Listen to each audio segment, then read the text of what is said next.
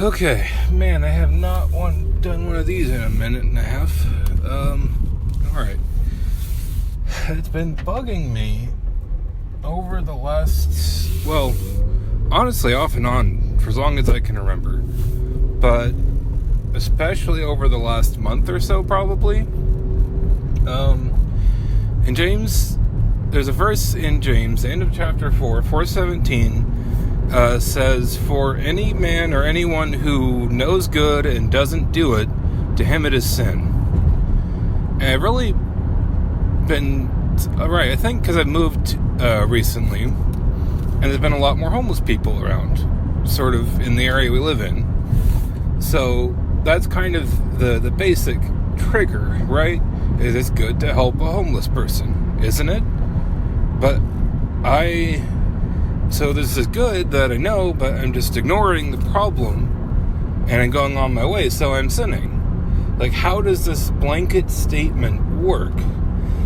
And I finally sat down last night, looked up the various texts in Greek, looked more at the passage overall, chapters 4 and then 5 after it, and I came to a really sort of fascinating revelation that honestly is both more merciful but also in a way more difficult than that sort of surface level, like every arbitrary good thing you should be doing it, because suddenly the entire simply knowing of a need somewhere in existence makes you accountable for meeting that need. And if you don't, then that thing, you're committing sin by not meeting essentially every need you ever might hear about, or trying as much as you can to, I suppose. And, that's assuming, right, that need and good are equivalent. And in this world now, where information is hyper available all the time between news and, population density and everything, and social media and everything else. But I've never heard anyone address it before either.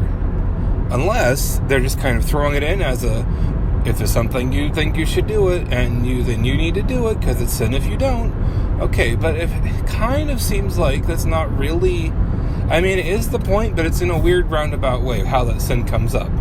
Right? Because first we have to look at what is sin. And at the end of the day, sin is separation from God, or perhaps a lack of God, where God has been rejected, which of course can only happen, one, in your own heart, where you reject God from it, at least in a portion of it, and two, in the act that springs from that sinfulness, which interestingly James talks about early on in chapter 1. I wish I could remember all my points, but I'm driving, so here we go. The essential thing that happens is not that you're sinning just because there is a good like a need or something that you're not meeting, but rather the awareness of your perception of the thing being good, one, of the thing being good, or appearing to be good, and two, of you not meeting it, is what generates the sinfulness in and of itself. Just that state of that schism between what you know there is and what you think you should be doing.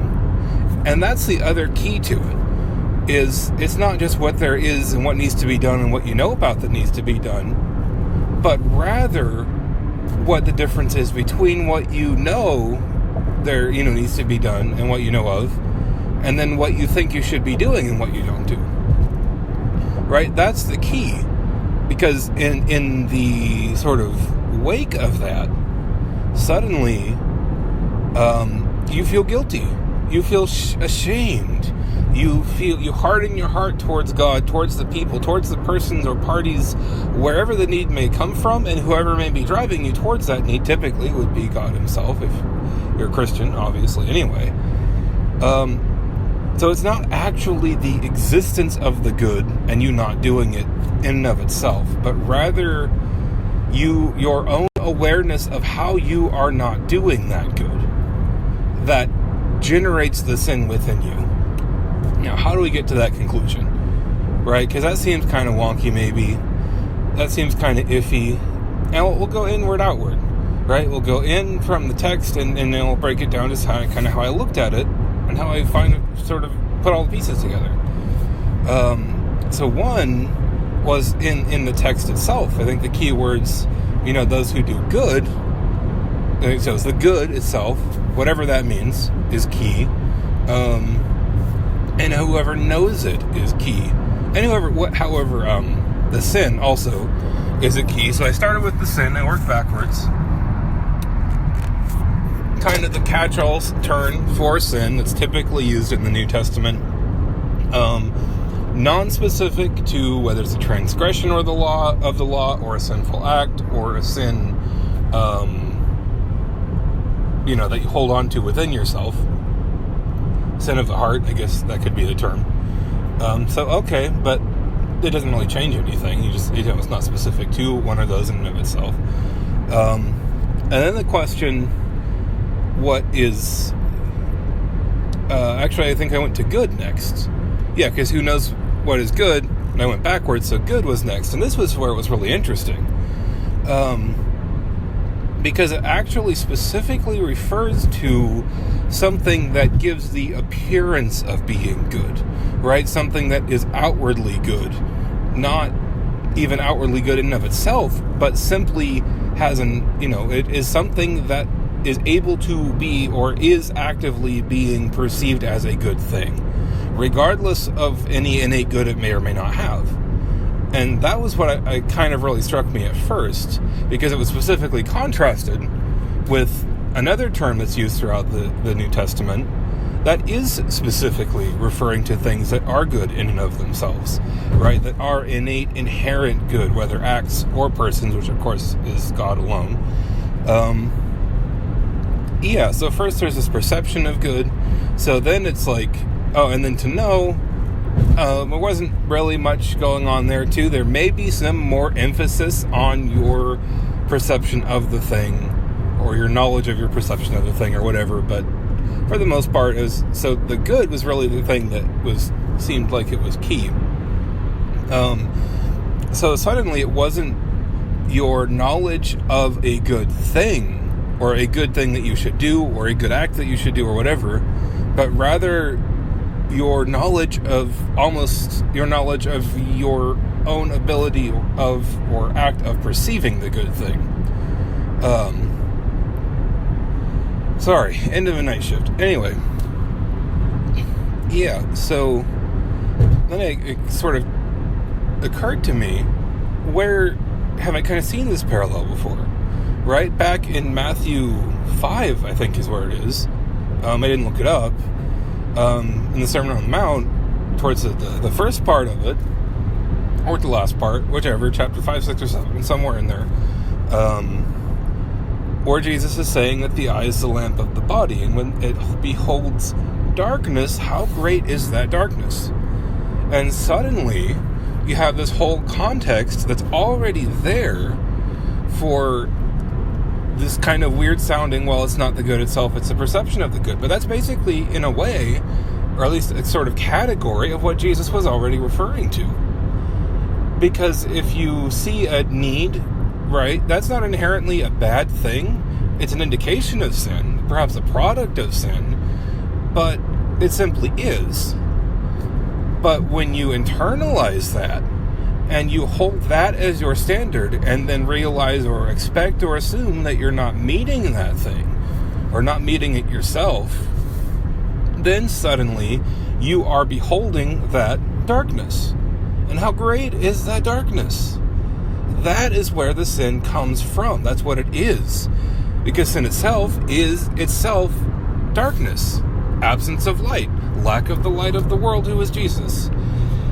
And the final thing to go along with all this, right, is, like I mentioned, in the passage itself, so chapter 5 goes on to, freeway, car not merging, come on, you can do it. So, last verse of chapter 4 is kind of the axiomatic statement, kind of wrapping up the passage, last half-ish of chapter 4, third to a half. And then chapter 5 goes on to address some other issues. So it makes sense for the chapter break. Before that verse, in the last part of chapter 4, are the things about let your yes be yes and your no be no. Is that there? That might be earlier in James, but I've always associated that with what's actually there. And that's, don't say that you're going to, go do this thing or that thing or go to market or make this money, tomorrow, because you don't know if there is tomorrow. Because like a flower, I think it even says like a vapor. Your life is a vapor that is just gone as a wisp. Like, the language is actually really intense. So if you say anything, you say, if the Lord wills, we'll do this or that. And so that's taken as kind of an overused colloquial term. But in this context of if the Lord wills, and before that is if you judge the law, if you judge a person, then you're judging the law. If you judge the law, then you're not a law follower, but a judge.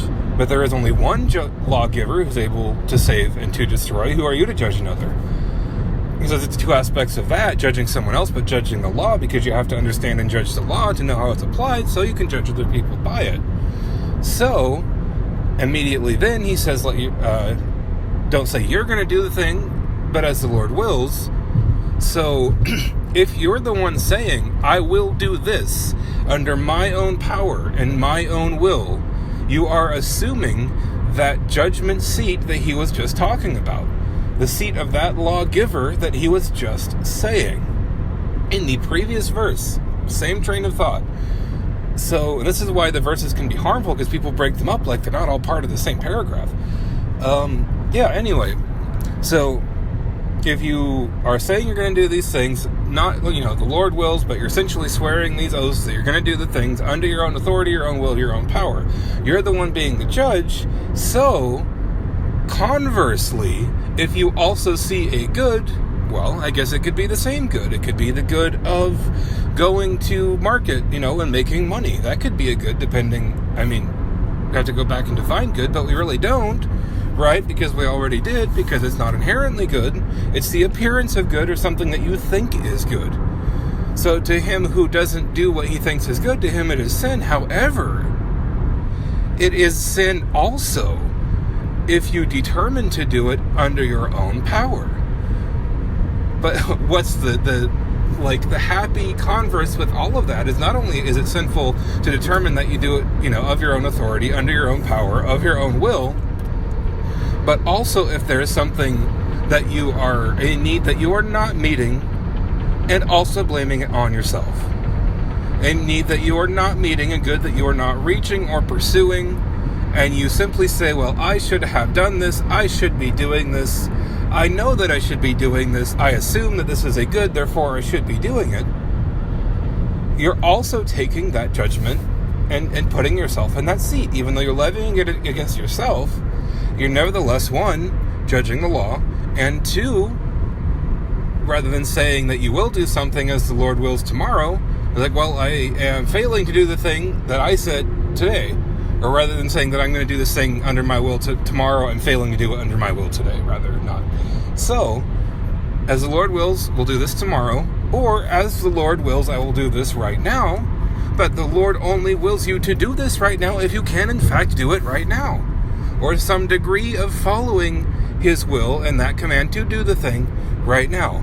And if that isn't there, it may give the appearance of being good, it may be socially acceptable and socially expected and demanded, even in church, even as part of a ministry, but that doesn't make it inherently good, that still just makes it an appearance of good, but you're measuring yourself to the standard that either you or someone else would come up with, and you're, therefore, as you place yourself on that throne of judgment, you judge yourself by which, you yourself are judging, and now there's the darkness.